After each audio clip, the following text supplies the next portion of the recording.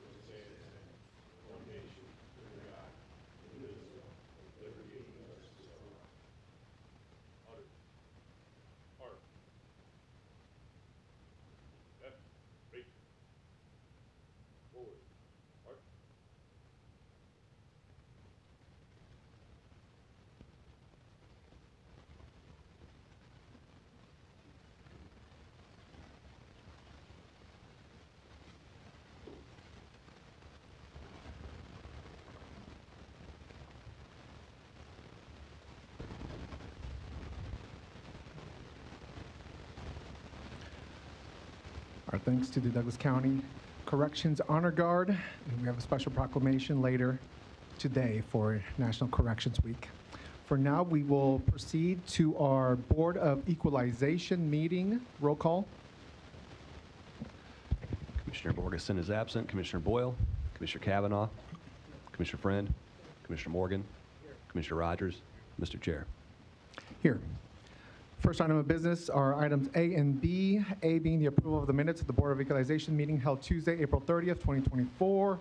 B, a call for a meeting and set Tuesday, May 14th, 2024 as date of hearing on certified assessment corrections reflecting the addition of omitted property to the tax rolls or increased value on property.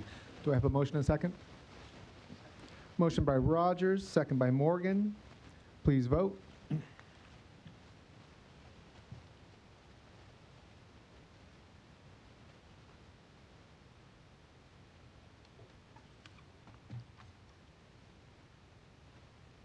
Motion passes 6-0. Thank you. Next, we have our resolutions, which are resolutions C through I. We're going to review these and have a motion which could include adjournment. Motion by Morgan, second by Rogers. Was there anybody here to speak on resolutions C through I?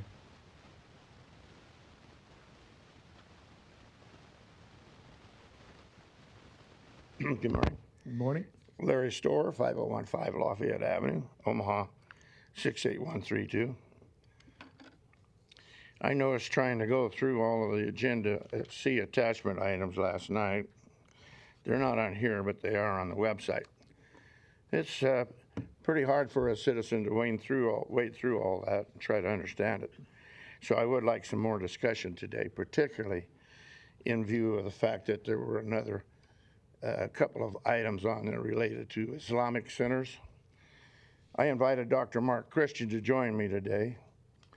I don't see him here, but I told him I was going to bring it up because he's been instructing citizens all over the country about the truth of Islam being a political system rather than a religion. Larry, could you clarify which resolution specifically you're speaking to? I'm sorry, what? Could you clarify which resolution specifically Who's talking to me? Oh. Well, the items dealing with the, on one side there's a revision of exemptions or mitigation of exemptions, and then on the other end of it, you come back and you put them back in again. So it's got to do with property tax exemptions, okay? This is on the agenda right now. Permissive exemptions or extensive exemptions, any of those, because it's in a number of places. There's like 14 to 72 pages of all that stuff, okay? Specifically, a couple of Islamic centers, one of them that hasn't shown up before. And I protested, maybe as far as back as September 26th, about the Midtown Islamic Center. And I was taken to task for it by Mr. Dinwood. I forget his name, can't pronounce it. Recently, I gave him a chance to understand where I was coming from on that. This is from Dr. Mark Christian. He just finished a 10-week class at one of the major churches here in Omaha about Islam and Marxism. And unfortunately, this body took it upon themselves to go after me for insinuating that Islam was not a true religion as we understand it. It is a political system. He thinks it's a recognized, world-recognized religion, but it is not in truth a religion. We recognize one God. We do not recognize their God. They do not recognize our God. And they are sworn to annihilate Israel and America, the Islamists. Now, I said nothing mean about Muslim people, but quite frankly, there is not a race of Muslim people. They were all Arabs. They became Muslim and became Muslims because of a guy named Muhammad. You guys can have a copy of this if you'd like. 10 weeks course on it. Here's all the facts. So thank you very much. But I'd like an apology from that gentleman and the board for being Ameriphobic. I am not Islamophobic. There is no real reason for me to be. It's just against our system and against my religion. Thank you. Thank you. Any other comments on resolution C through I? If not, we'll vote. Oh, go ahead. Dan Ash, Douglas County Clerk. Larry, you don't want to be called Islamophobic, but you come up here and speak against people who qualify for this exemption. And I believe, unless I missed something in item I, they actually got denied. Now, I don't think it's because on the basis of Islam, they probably just didn't submit whatever documentation the assessor's office needed. But there's all sorts of organizations. Right there. What's that? You can have it. It's all the documentation about the truth of the matter. Oh, okay. Yeah. Anyway, I just hate that you come up here and you make it seem like this entire county agrees with what you're saying. The truth. Get out of here. Thank you. Any other comments on resolution C through I? The motion includes C through I plus adjournments. Let's vote.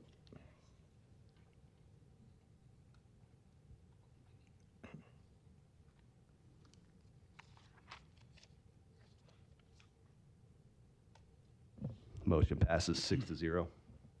Thank you. Now we'll jump into the Board of Commissioners meeting. Roll call, please.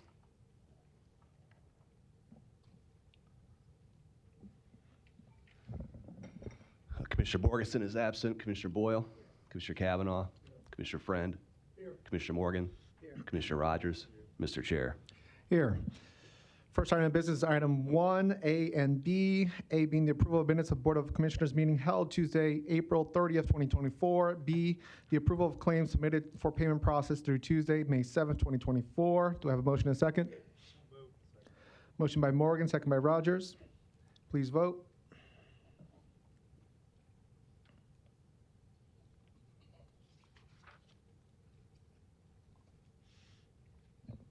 Motion passes 6-0.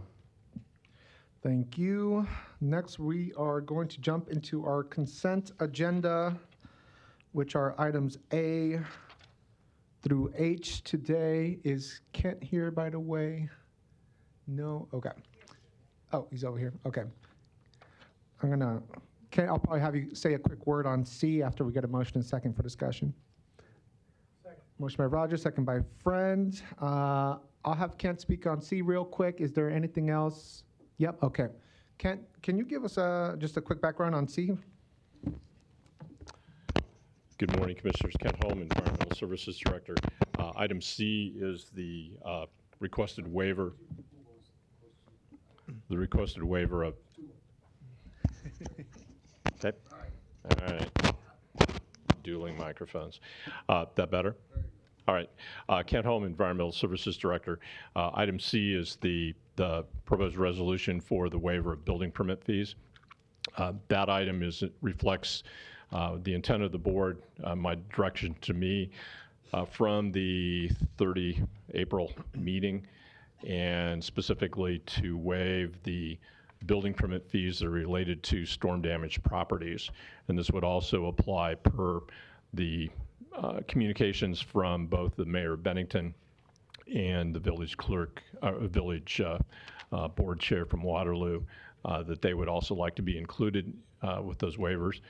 We do the building permits and inspection services for both of those communities as well. So happy to entertain any other questions. Thank you, Ken. Thank you for bringing that forth to us today for consideration. I know that the mayor, or the city and the mayor did something similar for those properties within city limits, so appreciate that. Commissioner Cavanaugh? Other county departments who've reacted so speedily to bring assistance to our residents impacted by the recent tornado. This is a good job, and it's a good thing to have, so thank you for bringing this. You're welcome. Thank you to my staff. They're the ones who are doing all the work. Very good. Anything else on consent agenda? If not, we'll vote on the full agenda.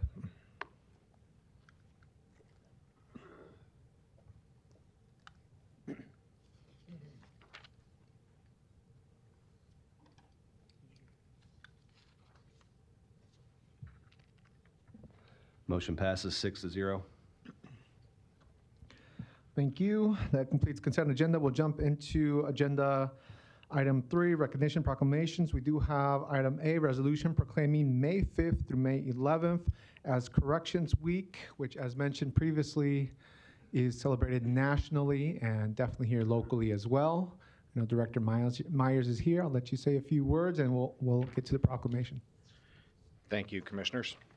Michael Myers, Director of Corrections for Douglas County. Before I read the resolution, I did want to talk just a little bit about our department. And it's a very complicated and comprehensive county department that, if you include the contracted employees that work for, that provide specific services for us, like it says medical and food service, it's upwards of 600 people that work for you and the citizens of Douglas County at the Department of Corrections. Our records division consists of staff who process millions of dollars of bond payments, track thousands of people's property and their inmate accounts. Without them, we could not function. Our reentry services and community corrections and pretrial services teams help to get people's lives turned around, get them connected with the services and the connections that they need in the community, as well as providing them treatment inside our facilities. And they make a true difference in the public safety for the citizens of Douglas County, because they help people turn their lives around, get stabilized, become sober, get their mental health care taken care of, get their housing taken care of, and that translates into reduced recidivism and fewer victims of crime. My leadership team is essential. There's no way one person can be an expert on everything that we do. And I have a group of people surrounding me who are experts on what they do. They advise me, they support me, and they make my job, which is very complicated, tolerable, and enjoyable. We have our medical staff, which provides care to thousands of complicated people every year. the mental health services, complex medical conditions. The challenges that we face in the healthcare portion of what we do, I think, is something that the public really doesn't grasp to any extent. It is a huge portion of what we do. Our food services, we serve over 1.7 million meals every year, and do that at a very cost-effective rate for Douglas County. But the backbone of all of it is our corrections officers. None of what we do can happen without them. And our corrections officers not only provide safety and security, they provide our training.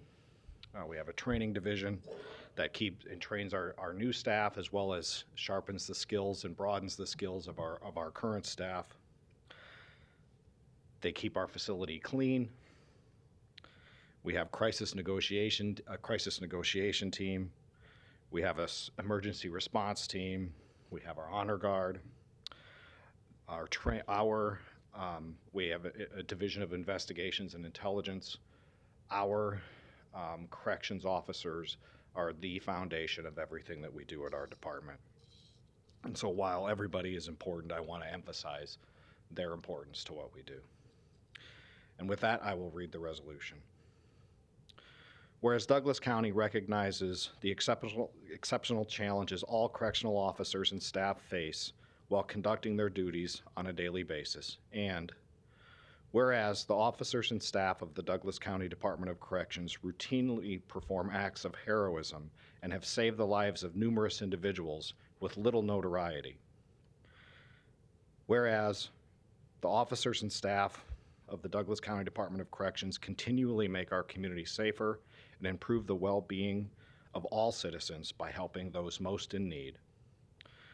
Whereas Douglas County is grateful that our corrections officers and staff willingly risk their own safety in order to protect the safety of others. And whereas the first week of May annually serves as a week to recognize corrections officers and staff. Now, therefore be it resolved by this Board of Commissioners that May 5th through May 11th, 2024 is recognized as Corrections Officers Week. Thank you, Commissioners. Thank you, Director Myers. Do I have a motion and a second? Motion by Friend, second by Boyle. And I'll just give thanks again to the Corrections Honor Guard for this morning's ceremony. Director Myers, your leadership team, all the staff, officers I've enjoyed meeting throughout my short 2.5 years here as a commissioner. I have enjoyed getting to know individuals within FOP 8, AACOA, and everybody working within the realm of corrections. I really appreciate all you do, so thank you again. With that, we do have a motion and a second on the table, and we'll vote.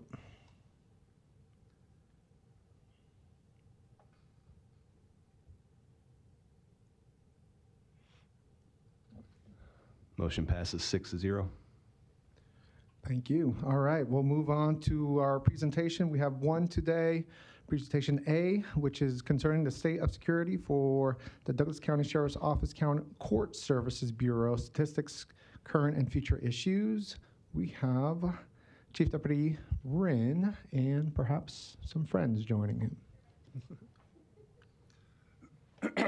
Good morning. Christopher Peterson, Captain with the Sheriff's Office.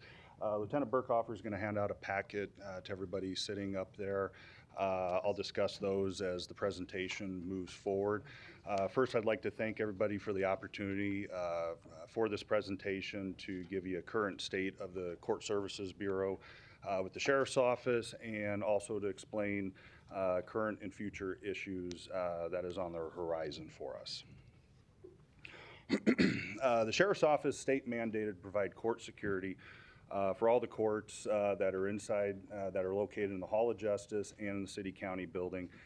We've got 5 county courtrooms in this building that we must provide security for. This also includes the Douglas County Justice Center with the juvenile courts over there.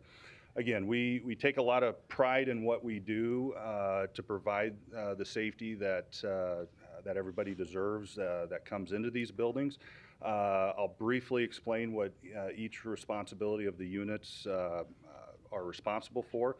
the county, district, and juvenile court units, amongst many jobs that they perform on a daily basis.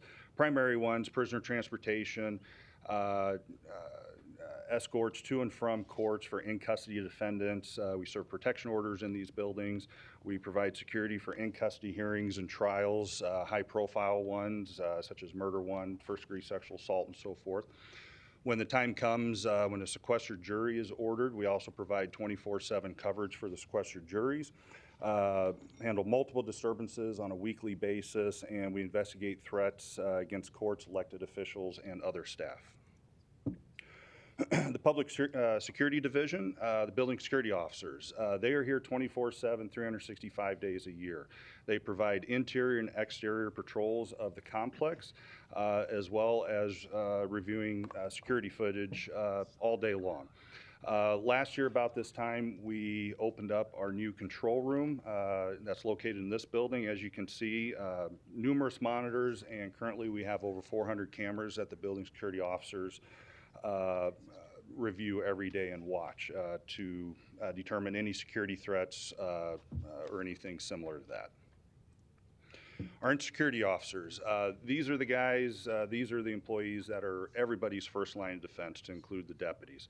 They have the authority and the obligation to challenge all suspicious items or people that come into the building on a daily basis. Just a few examples that I'll show. As you can see, there's a gun located inside this backpack, loaded with multiple rounds. It was somebody was carrying that in their backpack. Came through one of the entrances. On a monthly basis, give or take a little bit up there, it changes on a monthly basis. But this is what citizens bring in on a daily basis, monthly basis. Just lots of pepper mace, pepper spray, scissors, some pretty unique items up there. On the bottom left, there's a very large safety pin that can be used as a weapon, metal hair picks, and so forth. Again, this is what is discarded every month in the contraband bins at the entrance security stations here. More recently this year, this is kind of an unprecedented situation. Our ESOs caught 2 guns coming into the facility on the same day. The first one was over in the Hall of Justice. Individual had the gun on the top left there, located in his bag, came through the x-ray machine, had 1 round in the chamber. This individual was going to a protection order where he was the respondent. He was not very forthcoming as to why he had a handgun with just 1 round. Being in law enforcement, you see several of these incidences with just 1 round. It just takes 1 bullet, so it's unknown if he intended to use this gun on himself or anybody else in the courtroom. Same day, but in the afternoon, suspect came into this building, into the city-county building, with a fully loaded concealed handgun on his belt. I do believe he did not mean any harm with this gun. He completely forgot that he had this gun on him. He was here for a probate hearing, and through the investigation, again, he had no intent to use it here. I do believe that, but the simple fact is that he forgot that he had a fully loaded handgun on his person is what causes us a concern. The entrance security unit, just kind of give you an idea of what they see on a yearly basis. Numbers are increasing.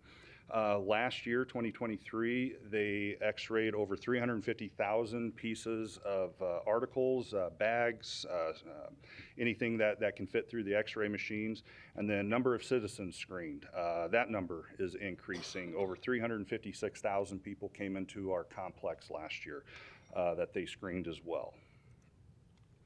Our fugitive warrants team. Those are the deputies that go out, serve felony arrest warrants, Board of Mental Health warrants, and the immediate custody orders. Excuse me. Last year, they served over 200 Board of Mental Health warrants, over 70 immediate custodies, and served over 1,100 felony warrants in Douglas County.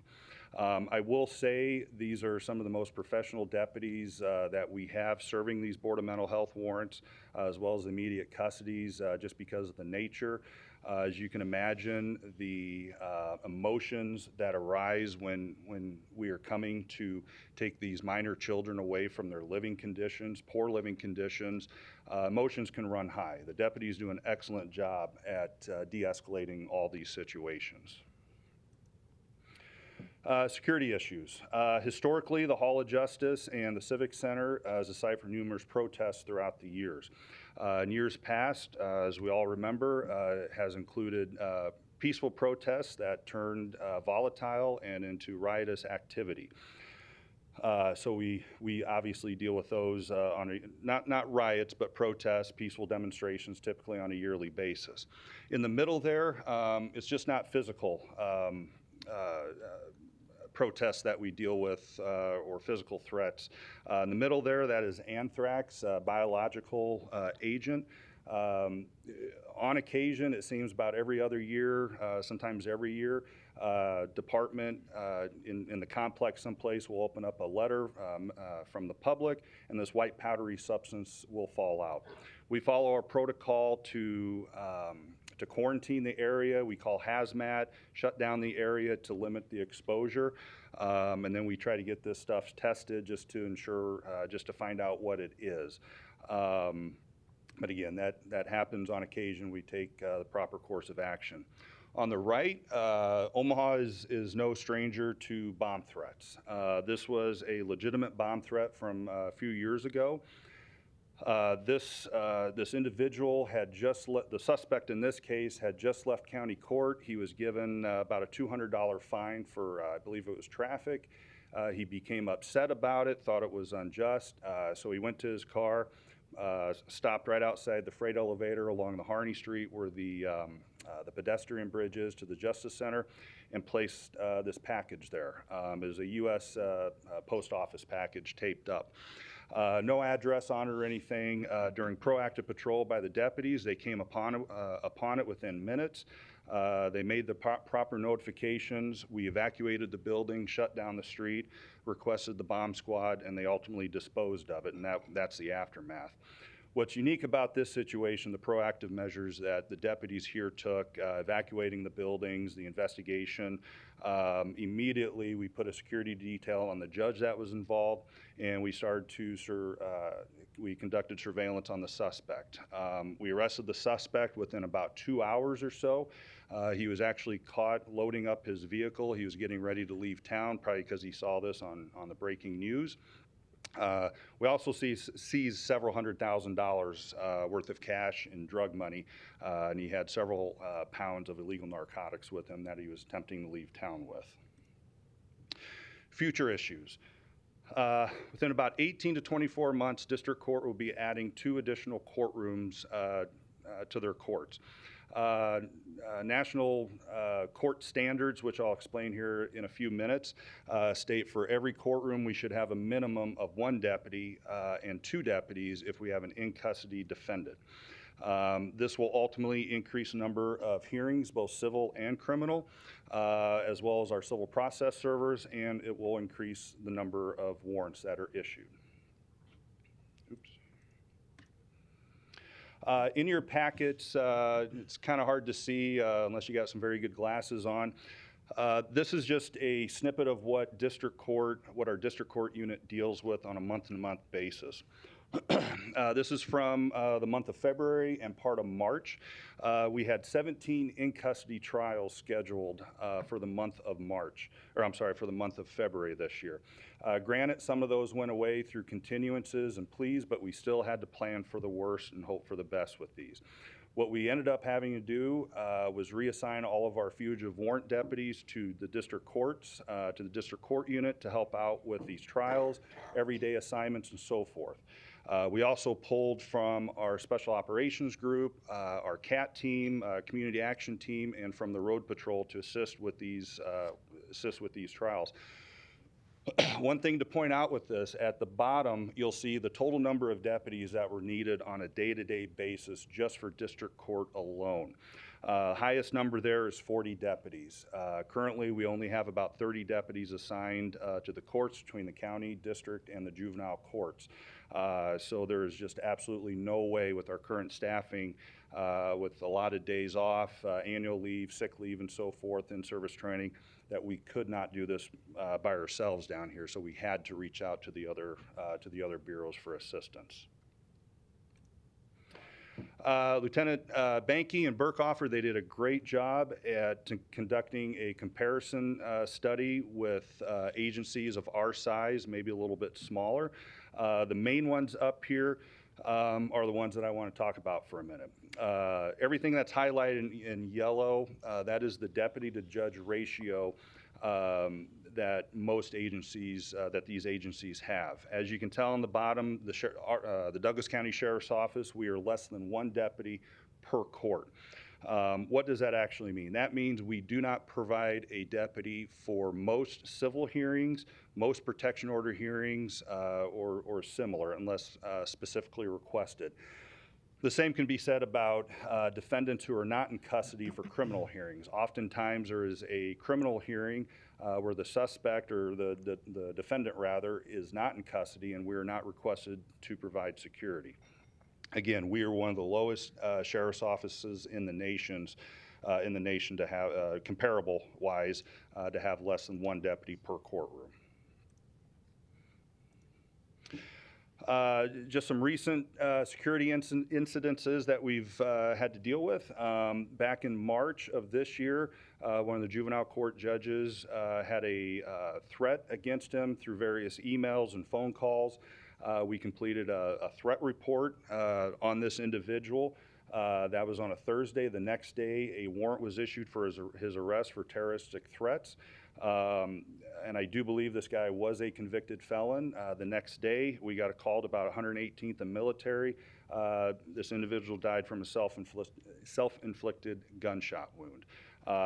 Again, he was a felon that was in possession of a firearm, and that's just one example of a judge here locally being threatened. Earlier this year, although this was down in Las Vegas, excuse me, this could happen here. Luckily, this has not happened here. This individual was being sentenced to prison time, and he became upset while the judge was talking and jumped over the judge's bench, attacked her. The gentleman to the right there came to her aid, both sustained minor injuries. But myself, my lieutenant, sergeants, the executive team received numerous emails, numerous phone calls, text messages, asking what we are doing to not have this happen here.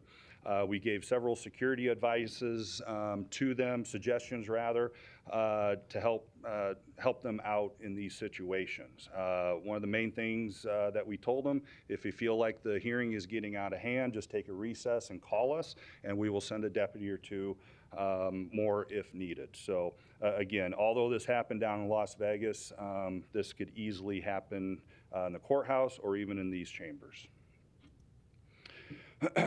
Earlier this year, Sheriff Hansen received a letter, and that is also in the packet, from the presiding judge in district court. In that letter, he stated that the decreased level of respect and sharp increase in outward hostility toward the court and the court staff have contributed to a noticeable increase in outbursts, interruptions, and disruptions during court sessions.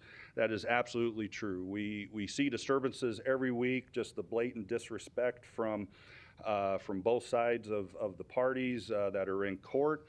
And we've also seen it in these chambers, both county board and the city council. Depending on what the nature of what's on the agenda, we do get some pretty hostile, very verbally abusive people in these chambers from time to time, and that's why we've increased security in here at times as well.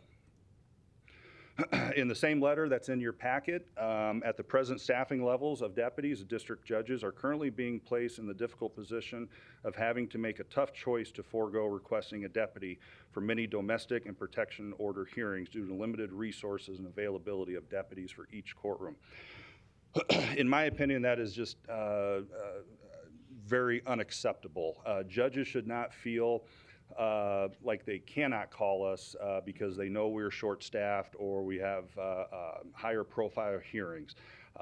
We have told all the judges, if you need a deputy, just call us. That speaks volumes to them, but with we have a very, very good working relationship with them. They do not want to burden us with some of these hearings, but at the end of the day, it's our job to provide security for any type of hearing in the complex, especially for the courts. Moving on, in this letter, it would be the preference of the district court that you seek the availability or accessibility of having additional deputies available for each district courtroom. We believe this added presence of deputies would be a huge step towards averting and preventing the kinds of outbursts of unruly behavior. I've been down here for over 10 years working the courts as a sergeant and as I moved up through the ranks. And I have seen the difference when you're sitting in a courtroom versus when you're not sitting in a courtroom. Where litigants, defendants, and so forth, they do calm down once a deputy comes into the courtroom. It makes all the difference in the world for everybody in there. From the county court bench, a letter of support from them as well. And this is also disturbing in my opinion as well.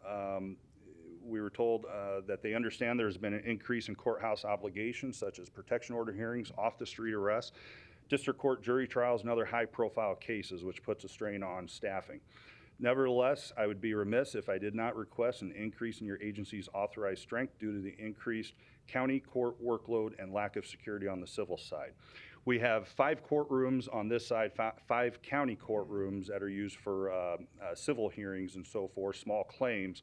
And due to staffing, historically, we have just always provided we've always provided just 1 deputy on this side. Unless we know of a contentious hearing, then we provide 2.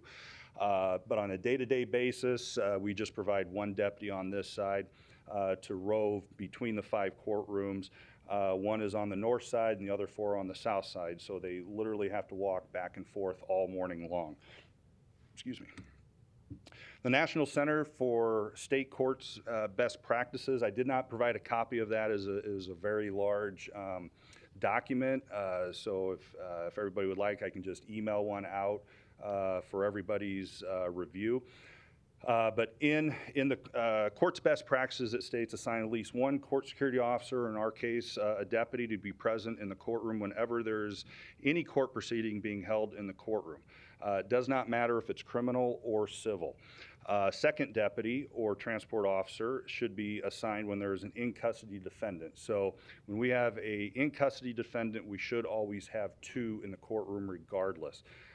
Due to staffing and depending on what the charges are for the defendant, typically we just send 1 deputy because that's what we have to send, 1 deputy for 1 defendant to go to these court hearings.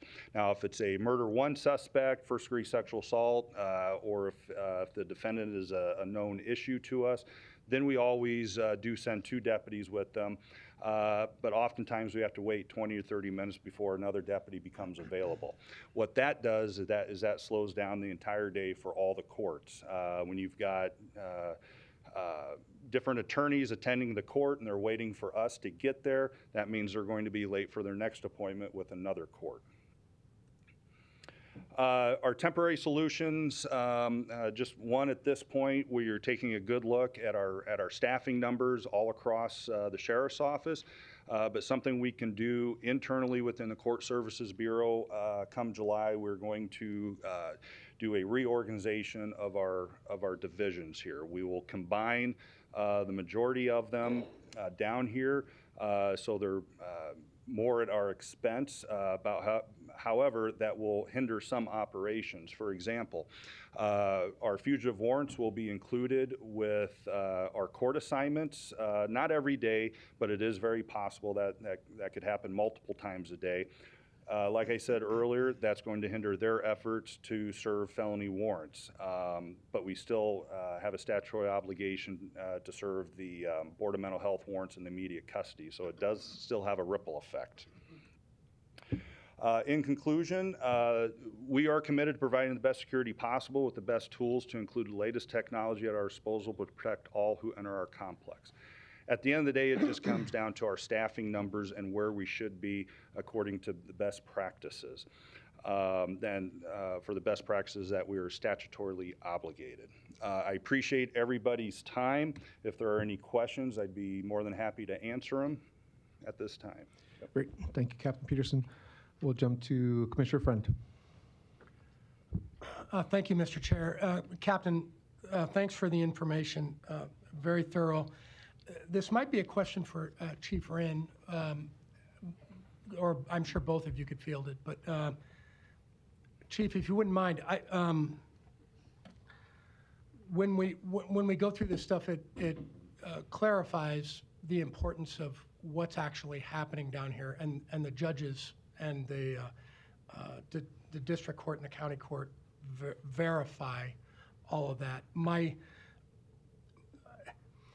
question is, and just to provide more clarity for anybody interested in actually what's going on with our taxing authority and what's going to end up happening potentially with the state when they go into a special session. Just to refresh everybody's memory, the sheriff's office, at very high level, court operations, criminal investigations, field services, which includes warrants and road patrol, all mandated. There's a statute behind every one of those. The county does not have any choice. We have to do it. If we don't do it, then we're liable. My question is, when it comes to court operations, what type of reimbursement, and it could be pretty high level, you don't have the information in front of you, and we'll talk about it later, I'm sure. What type of reimbursement do we get from the state? What type of reimbursement do we get on a mandated service? What type of reimbursement do we get from the Supreme Court? What is there anything that comes in? We get, the Sheriff's Department does get some grant money and some fees, but when it comes to court operations specifically, is there a give and take? I mean, does the state help us with that? No. Okay. Obviously, that's somewhat problematic, especially with a special session looming. Chief, thanks. The reason that I asked the reason I asked a specifically pointed question like that turns a little bit esoteric. Okay, I don't believe in Keynesian economics. I don't believe in asserting.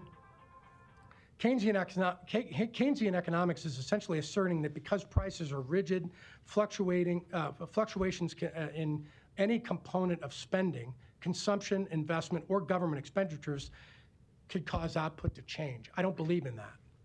We get 13% of the property tax revenue. We get some grant money, we get fees, and we don't get a tremendous amount of help, I would argue, from the state, probably less than 10%.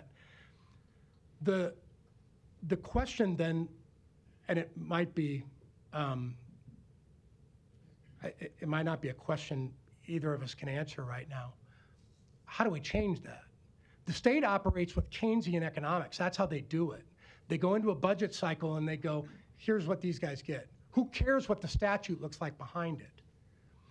What we're dealing with is we got a limited amount of money, and then suddenly we can factor in some of that grant stuff and everything else. Where do we go from here? I mean, is it incumbent upon these seven commissioners to sit down with the governor and senators to say, here's the way it all boils down? Yeah, I'll field that question, Commissioner. Douglas County Sheriff Aaron Hansen. I think we address it through education. You know, we have presentations like this, both at this level and at the state level. We address it through education so that people understand not only our obligations, but what it means if we don't meet them, and then also what it costs. Mm-hmm. Thank you, Sheriff. We're going to jump to Commissioner Cavanaugh. Thank you for this, Captain Peterson. I just have a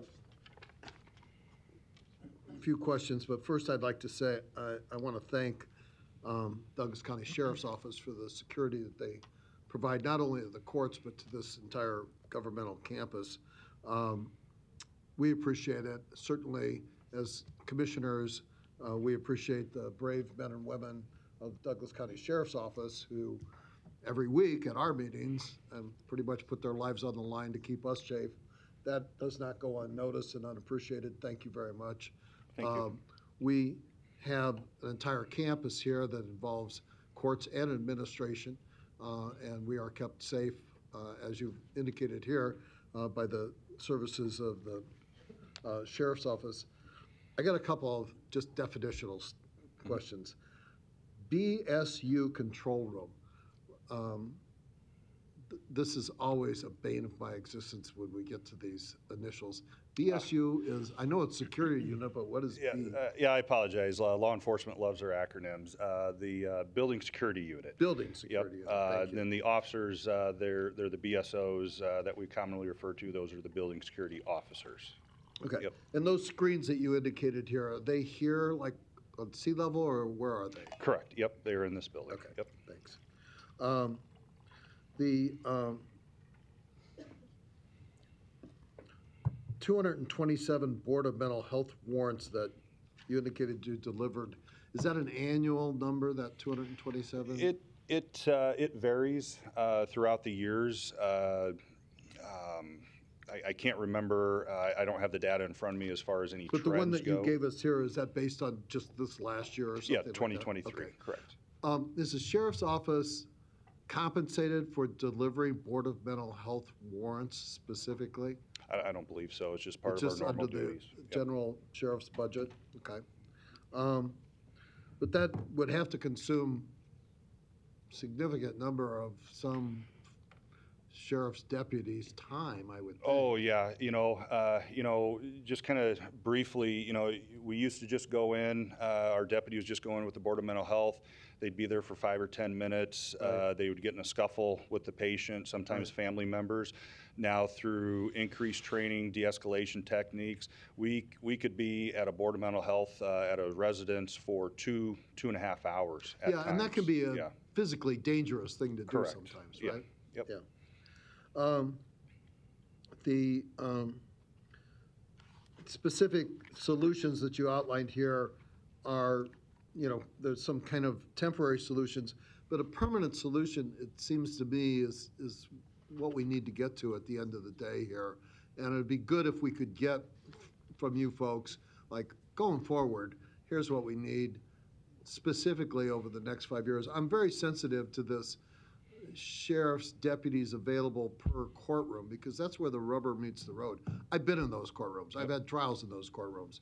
And there are dangerous people in those courtrooms sometimes. And so not to have a physical presence, each and every courtroom have a physical presence of a sheriff's deputy is very, very concerning. Yep. So that number going forward would be something I think that we would like to hear from you folks and Yeah, absolutely. try to get some, at least, foreseeable future solution to this beyond a, kind of a temporary solution. Yep. 10 seconds. There, and we might have to come back to this, on the district court unit trials timeline. That's I 10. noticed, Sorry. oh, okay. We'll come back around. Yeah, okay. Commissioner Boyle? I do appreciate everything in the presentation, and I want to reiterate what Commissioner Friend was saying, that there are a lot of things going on at the state level that really impact our ability to come up and pay for new projects, new needs even. So I think that by the state having these mandates that are required for us to fund, I think we're going to hit another budget crunch. And I know that ultimately what you're asking for is probably more deputies. At the end of the day, I really do appreciate and I agree with the need for something like this, because I know that some will argue you can't put a price on public safety. At the same time, we kind of have to, and it's just figuring out how do we do that. So a couple things. I think we know that ultimately it's our responsibility to delegate funding or to approve budgets, even though you all come up with the budget as an elected official. It's your budget. I think we need your help to figure out areas where you do look at your budget to see, are there other areas where you can have more cost savings? I like the idea of your temporary fix, because that to me seems like an attempt to try to bring in the budget a little bit. So as much as, like I said, I understand the need for this, I'm completely supportive. We're feeling like we've got our hands tied a little bit because we don't know what's going to happen with the county budget next year, especially with the special session probably coming up to discuss property tax changes, which, as Commissioner Friend said, we get almost all of our budget from that, and our budget is your budget. So anything we can do to take care of those costs internally will be much appreciated, because any time we give the sheriff's office more funding, we're taking it from corrections, we're taking it from the health center, we're taking it from general assistance. So I think that's the thing to remember is my priority is trying to do the most with the least amount of money. Government is different than a corporation, where we're trying to take a certain amount of money and spread it among a lot more people instead of a corporation where you're just giving it to shareholders, you're narrowing the focus. So I'm just reiterating the fact is this is an issue where we could really use your help to look at your budget tight. If you can reassign deputies, that would be appreciated as opposed to hiring more. But if anything you can do to shave your budget would help, because it seems like we could give you 1,000 more deputies and still find need and desire to have even more.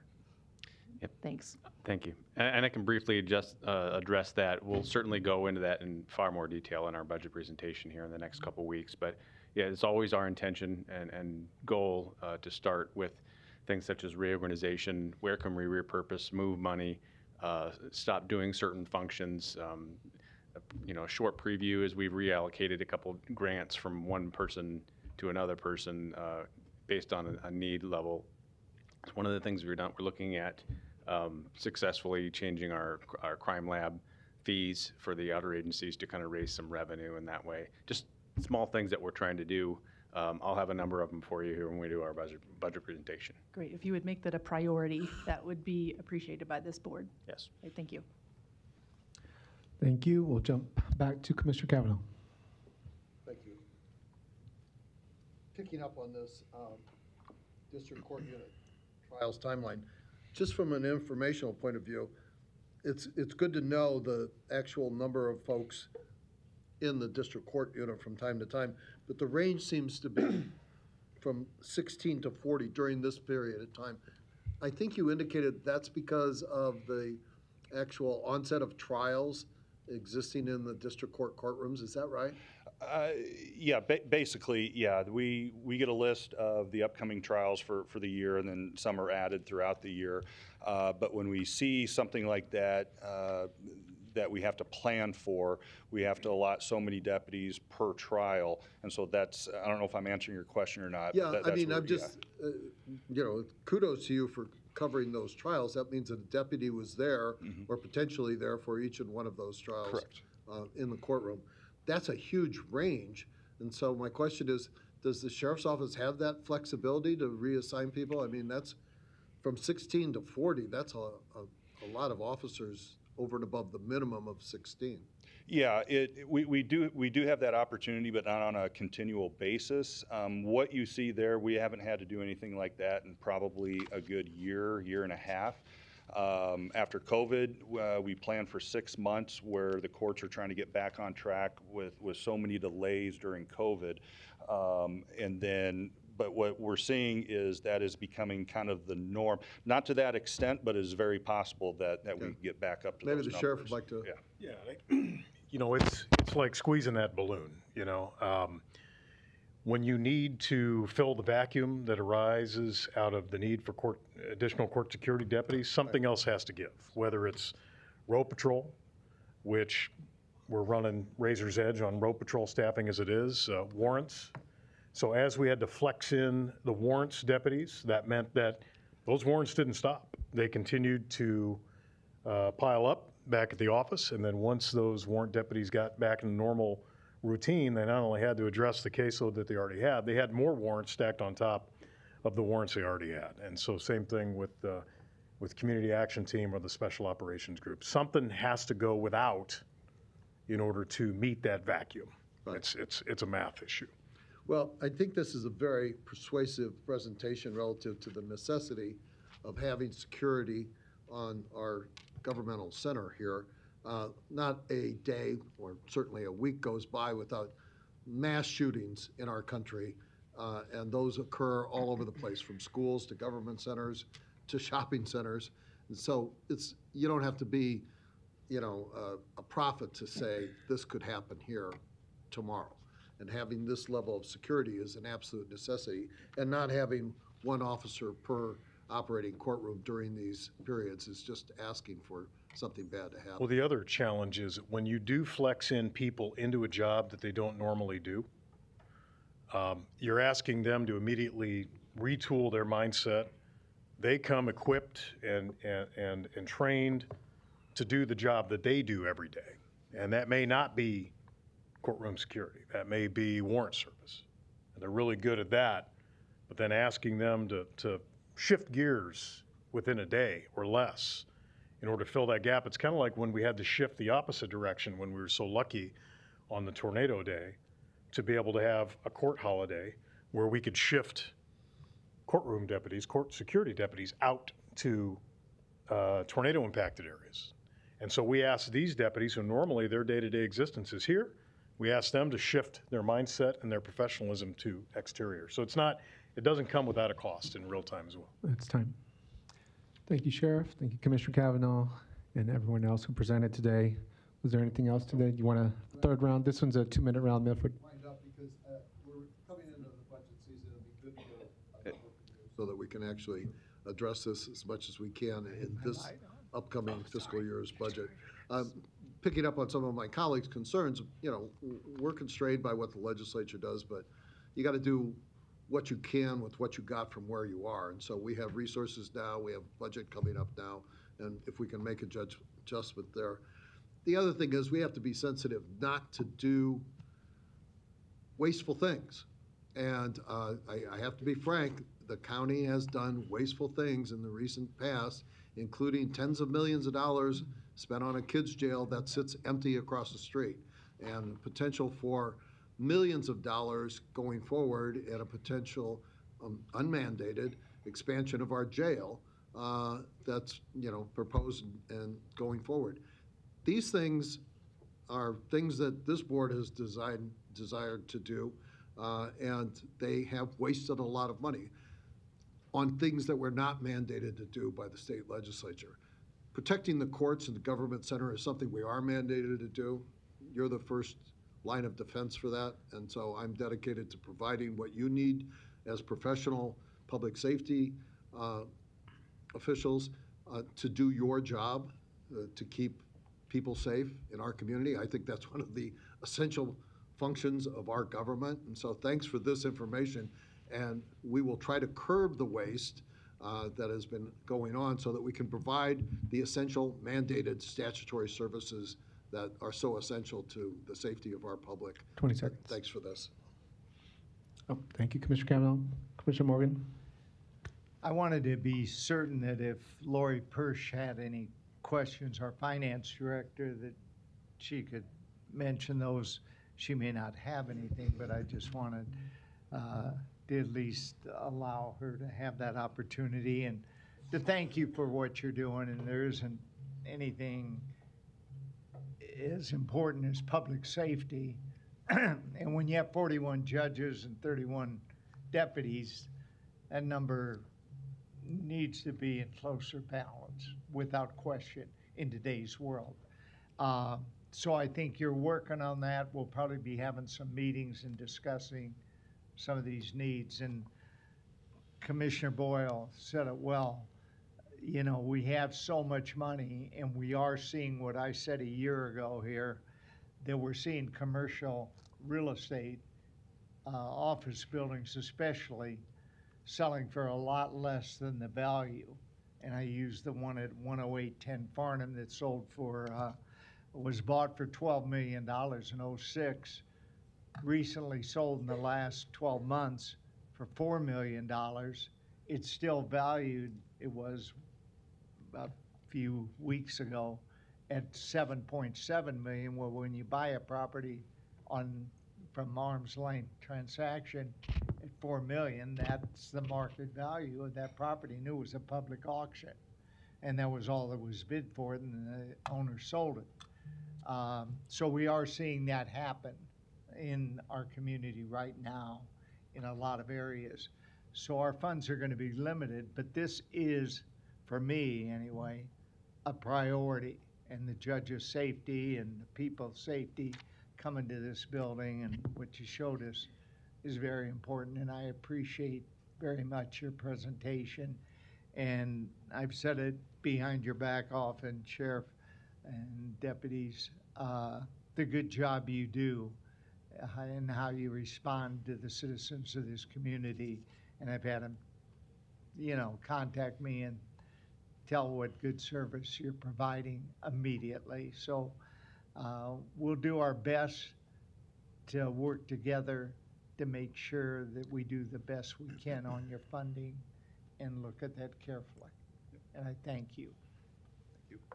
All right. Northern Lights, thank you very much again for the presentation. Commissioner, if I could just have 20 seconds. Yep. The day of the tornado, and this is just a prime example how we shifted people, much like the sheriff said, but we also had a situation with Teresa Urick's office. We had an order from Florida for immediate custody. And so I just wanted to publicly thank Ms. Teresa Urick and her staff for helping us through that, guiding us through that order and obtaining the order that we needed from our district court to carry that out. Again, it was in the aftermath of the tornado. We adjusted resources to accommodate that. So again, I just want to publicly thank Ms. Teresa Urick and her staff for that. Thank you very much.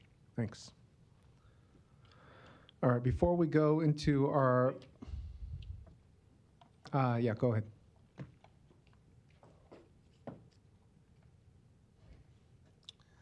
Thank you. You're a little fast to close the microphone. But my thanks to the Douglas County Sheriff's Department and the Department of Corrections. Most of us citizens appreciate the hard work that they do, and we also believe that they are the greater magistrate in the order of the justice system in the United States of America. Traditionally, under English law, the magistrate, the sheriff, was the greater magistrate. Still is, if you believe in the Constitution. I'd like you people to understand something. You have a different viewpoint than us. You have a different viewpoint because you don't listen to us. Your lawyers tell you you can't talk to us. You can yell at us if you want to once we sit down, but that is no way for you to learn how your citizens can control their behavior when they no longer trust you. Come out of that box and think like a citizen and watch sometimes and listen to a citizen being ordered by you guys to have a deputy sheriff hired specifically to walk people out of this courtroom. He could be used somewhere else. He's predisposed to possibly get violent. You're putting me in danger doing that. Now, go down to the State House. Shake your head, Mr. Rogers. You've been here a long time. You shake your head at me a lot. But go down to the State House and look at the little guys in the red jackets. They're not very threatening to a citizen. Most of them are probably highway patrol or retired police officers. Why do you have to hire and take a deputy off the street when you set the budget, you ask for the money? You can hire and train somebody else. There are lots of people that can provide security. You have lots of community partners that are probably trained in security that you could trust, that get money from you. Utilize them as volunteers. In the courtroom, yeah, if they're trained, you can train them. Use your tax dollars you get out of my billfold. Train them. Stop using the deputies for that type of thing. But But I also want to thank the recently retired deputy who you guys have had walk me out of here quite a few times for expressing my First Amendment rights and my civic duty as a citizen. Back in the old days, the sheriffs may have walked this guy out too for saying what he said to me, or for Marianne, Maureen, and Mike Goodwillie for saying things they said to me in the past. That's the violence that citizens talked about in this letter. Do not trust their government anymore. What do you expect when you can't trust your government? Even the judges, because a lot of times they don't listen. I remember years ago when a judge came in from her chambers and kicked me out because I had a transistor radio. Everybody else had their cell phones and their computers on. Oh, the little deputy or somebody out front said this old guy had a recording device. You're out of here. 15 seconds. That's where my distrust of government started quite a few years ago. I won't use that judge's name, but she's now retired. That same day, the Liberty ladies were with me in that courtroom. That's time. She kicked them out too for expressing their opinion Thank you, before a trial started. That's why we do not Thank you, Larry. Commissioner Friend? out of the box and hire. Yeah, thank you. Thank you, Mr. Chair. You know, Larry, Mr. Storer, I've been here 3 years and I've listened to every word you've said. I think I can speak for the entire board. I've lived 62 years and I've lived in the city of Omaha and raised a family in this community 58 of those years. I studied here. I don't usually take the bait, but I'm a taxpayer. I pay property taxes. I know what type of pain that causes.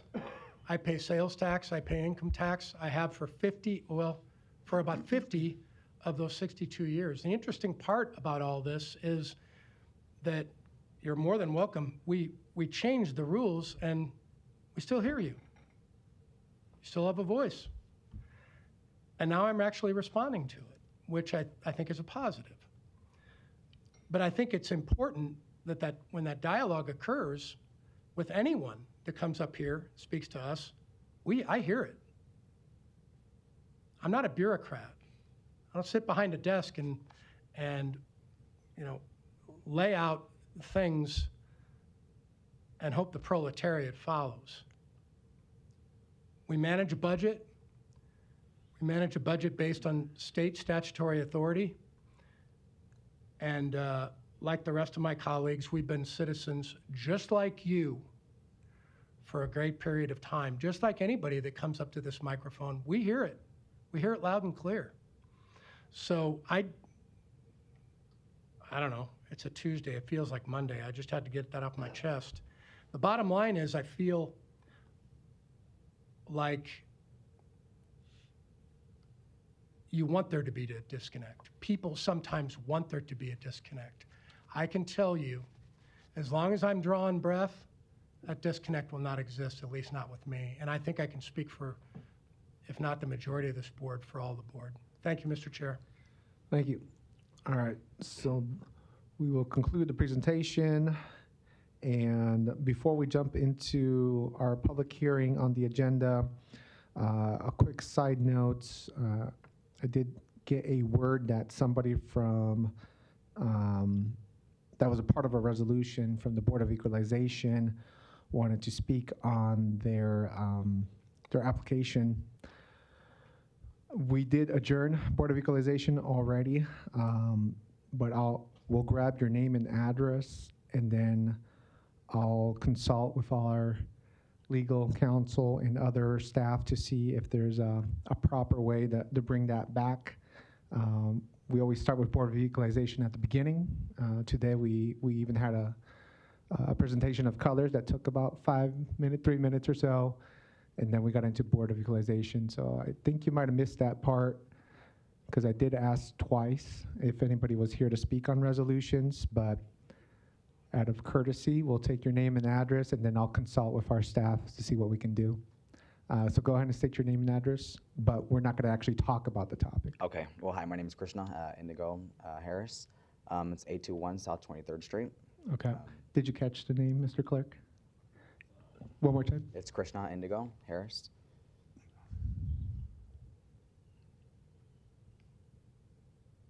And what was the address again, sir? It's 821 South 23rd Street. Thank you. All right, we'll Can't reach say it anything out. about anything here.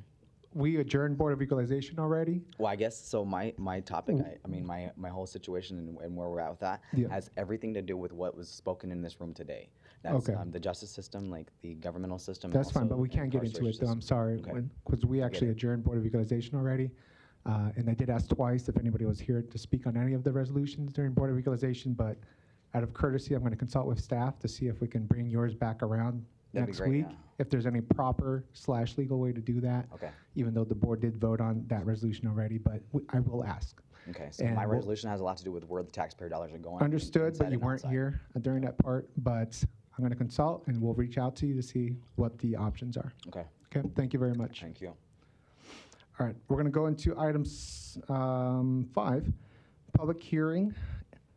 Item A, we're going to, first I'll read the item and then I'll open up the public hearing. The item itself is for Jennifer Carl's applicant amendment of a special use permit to add a second screen to the Quasar Drive-In Movie Theater located at the address on the final agenda, parcel number also stated on the final agenda for today's meeting.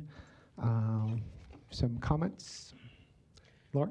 Good morning, Commissioners. We received, Oh, sorry, I'll hold open up the public hearing first, and now 'Kay. comments. on. Laura Dietrich, Planning and Zoning Coordinator. We received a request from Jeff and Jenny Carls. They are the owners of the Drive-In Theater, the Quasar Drive-In Theater.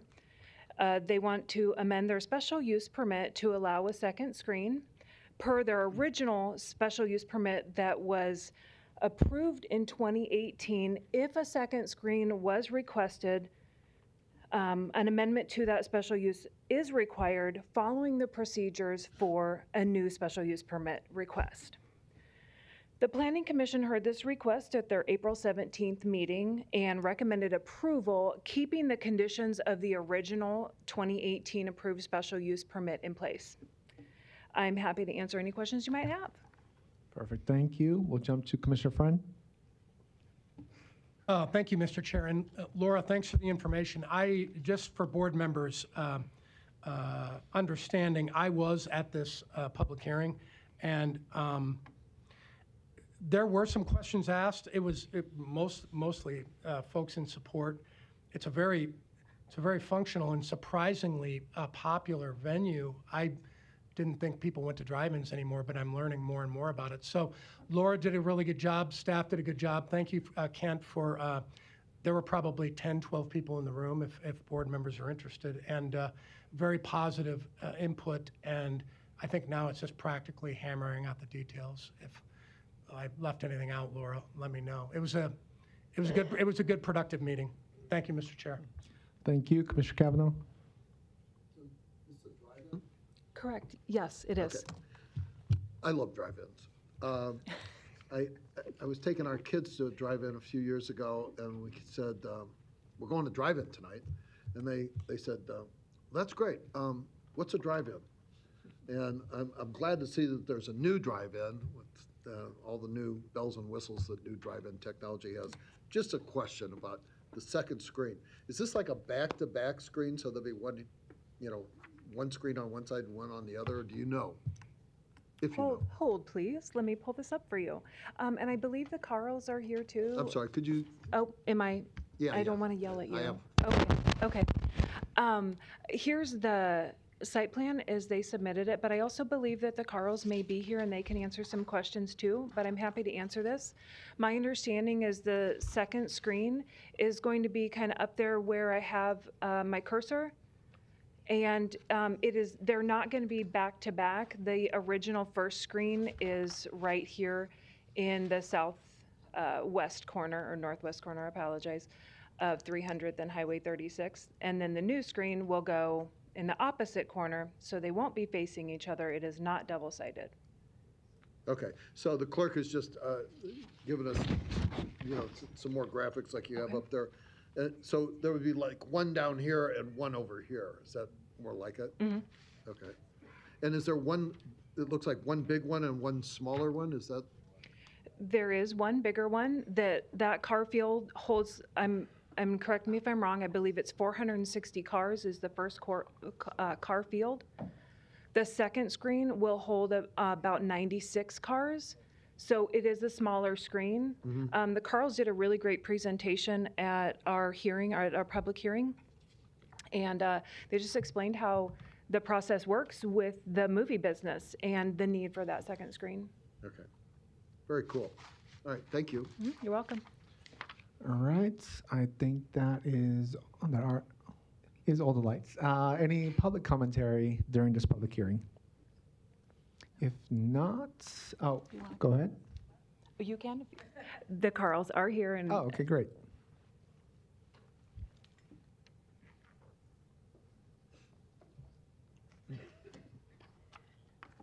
My name is Jennifer Carls, and this is my husband, Jeff Carls, and our address is 1898 Phelps Avenue, Fremont, Nebraska.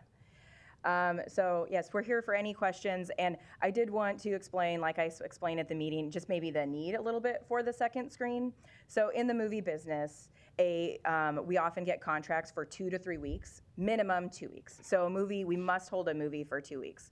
Well, everybody we have a lot of regulars, they want to come out every week.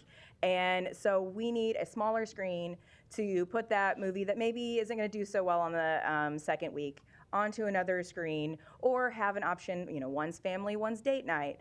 It's really ultimately at the success of our business for us to have that second screen. I mean, it was always planned. We just wanted to get a few years under our belt, and now we're in our 4th season. Yeah, and initially it was planned to be a second near 500 car, exactly twinned out, mirror image. As we've found, and if you go to like an AMC 24 or other indoor theaters, they have 1 or 2 premium screens. They have 1 or 2 big screens, and then the rest are smaller halls. As those older movies age out, they just move to a smaller hall until the poster falls off the wall and they're not running it anymore. So as we have found out, when we started this expedition in 2018, we were in a different world, and the movie industry is one of the biggest things that's changed dramatically since then.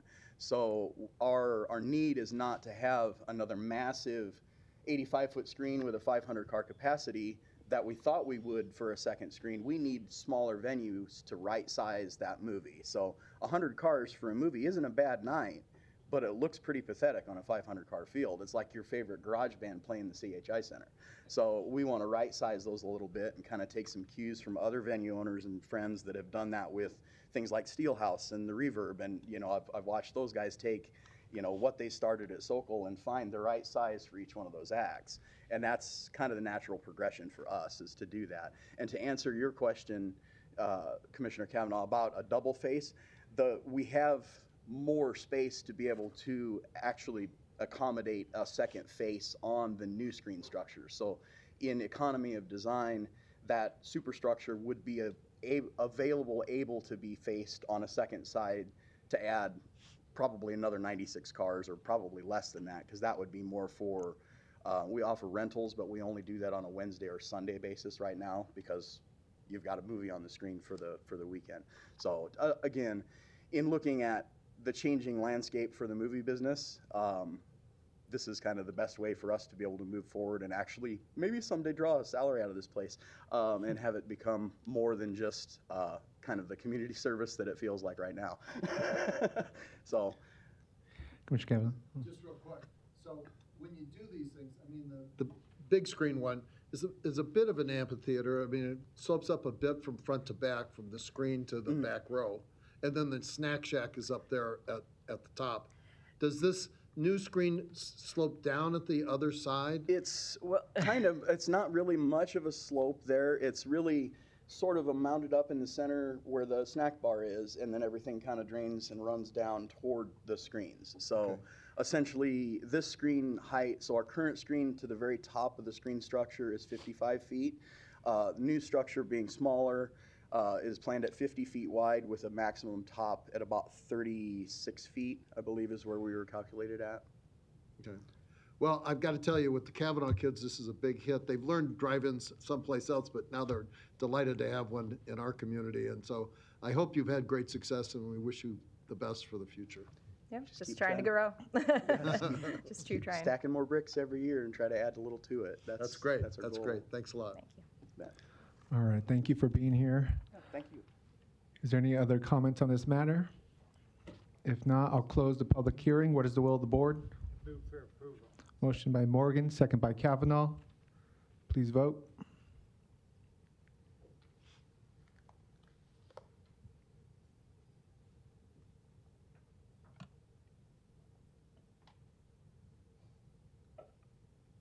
Motion passes 6-0. All right, Thank you, Commissioners. Thank you. Thank you all. Thank you, thank you. All right, we'll move on to item 6, committee discussion. Item A, finance budget report as presented, as well as item D, community services. We do have an item on here. I think Kent will speak to it. It's a ratification of Douglas County's action to extend through Tuesday, May 7th, free dumping at the Pheasant Point landfill of storm-related debris resulting from the April 26th tornado outbreak. Discussion and potential action. Good morning, Commissioners. You should have in front of you resolution ratifying the decision that was made last Friday to extend the waiver of the fees for storm-related debris dumping at Pheasant Point landfill. That extends through the end of the day today, 5 p.m. today. I think right now, and I've kind of been going around and around with this in terms of what to recommend going forward. There is still a fair amount of debris out there that, I mean, it's not that much different than what has come in so far. A lot of the green debris, the trees that were damaged and so on, we're seeing a decrease in amount of that material, but there's still a lot of demolition type material that is still out there. My recommendation at this point is that the board continue the waiver request through the end of the day on Friday. So it'd be through 5 p.m. on Friday. In the meantime, I will be working with Omaha Public Works, the county engineer, emergency management folks to identify kind of how we might want to go forward with this in terms of consolidating material and having those entities be the ones that are transporting it, or specific contractors that are transporting it, and trying to minimize the number of individual property owners that are actually going to the landfill. It's my understanding, based on a meeting that happened yesterday with FEMA, that individual property owners will have the opportunity this Friday. There is a meeting set up at the Omaha Police Department West Precinct, which is 20924 Cumberland Drive. There's an opportunity for property owners who have been impacted by the tornado event to go there and to express what their needs are to FEMA. And specifically, one of those needs going forward could be that they're going to have disposal fees at the landfill, and they would request directly from FEMA that assistance. So with that in mind, my recommendation is that if I can work out something with the public entities in terms of managing debris disposal sites that then could get transferred over to Pheasant Point, that would be a more controlled situation. It would lessen the traffic in and out of the landfill. It would facilitate some of the disposal of that. We could still have that kind of under the county's expense for that, similar to what you've done already.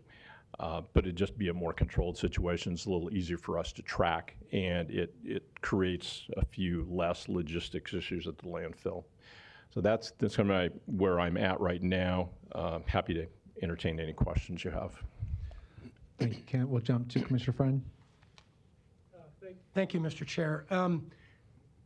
Kent, thanks for the information, and thanks for the input on working through this from a management structure the rest of the week to try to figure out what this is going to look like next week, right? The only thing, I don't think we're in disagreement. I would almost, and I will make a motion, I would almost leave it open through Saturday. I know Sunday, a lot of volunteers and a lot of organizations are not even going to be out on Sunday with it being Mother's Day. So if you don't think I'm overstepping my bound, actually, even if you did, I'm gonna promote the idea that we push it to Saturday, and then we circle back around and talk about the management and strategic issues that you had brought up earlier. And so my motion is actually through Saturday, close. All right, a motion by Commissioner Friend to extend till Saturday, second by Morgan, and even a third by Kavanaugh. That allows for continued discussion, though. Commissioner Kavanaugh? I think this is a great idea. I just want to say thanks again, Kent, for your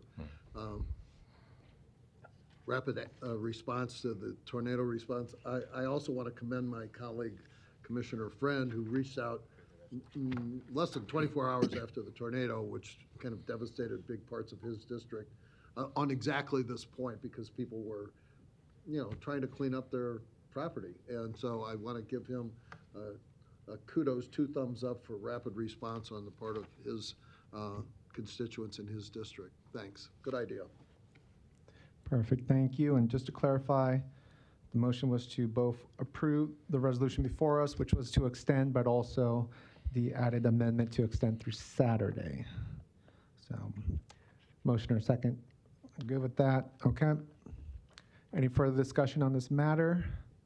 I'll add a quick 2 cents here.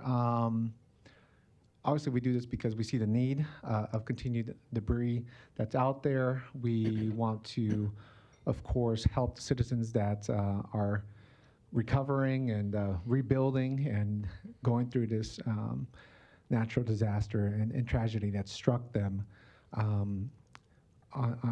the same time, this is exactly an example of why we need occasional cushion in funding and revenue, because these kind of things happen pretty commonly, whether it's a natural disaster or other sort of events that happens, and when we are limited with very stringent caps on revenue, then those kind of cushions go away. But right now, we are authorizing an extra expense every day. Last week we said around $17,000 a day, as a rough estimate. I don't know if that's still accurately presented, Kent, but. Yes, Commissioner, I can speak to that. Right now, the expense that we've incurred is probably in the neighborhood of about $110,000.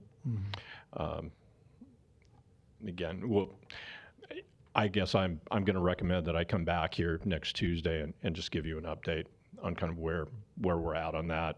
There's going to be a number of conversations with a number of entities this week. We'll have the meeting with FEMA on Friday where individual property owners can state their case for what they need. So there's lots of things still kind of in process here. So happy to come back next Tuesday and give you an update on where we're at with that and updated numbers and so on. Yep, appreciate that. And obviously, local government is intended to be responsive to a lot of these matters, and that's exactly what we're doing. So thank you again. We do have a motion and second on the table. We'll go ahead and vote.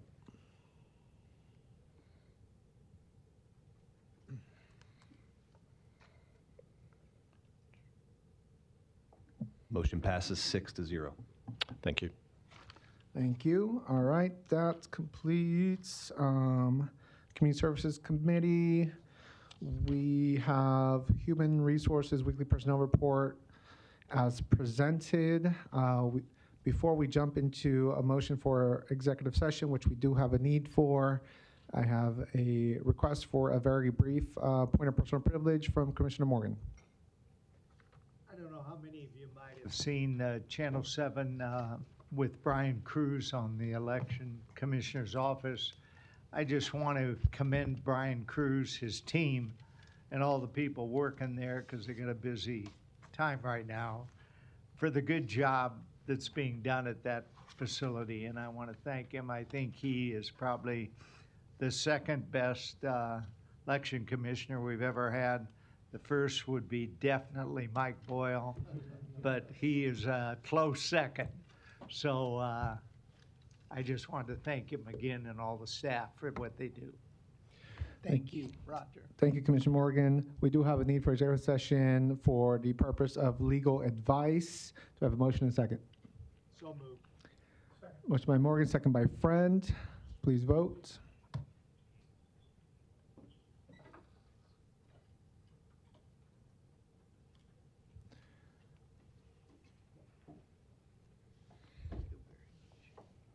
Motion passes 6-0. Thank you. The board is now going into executive session for the purpose of legal advice.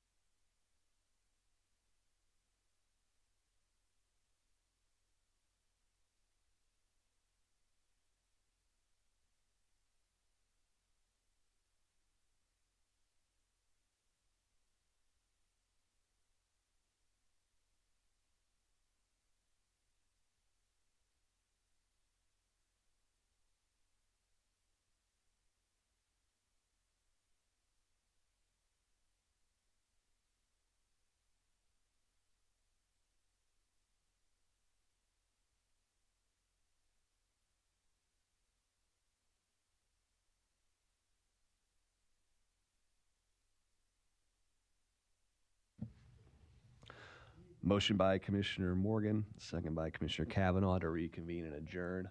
Motion passes 5-0. Commissioner Borgeson was absent and Commissioner Rogers is absent.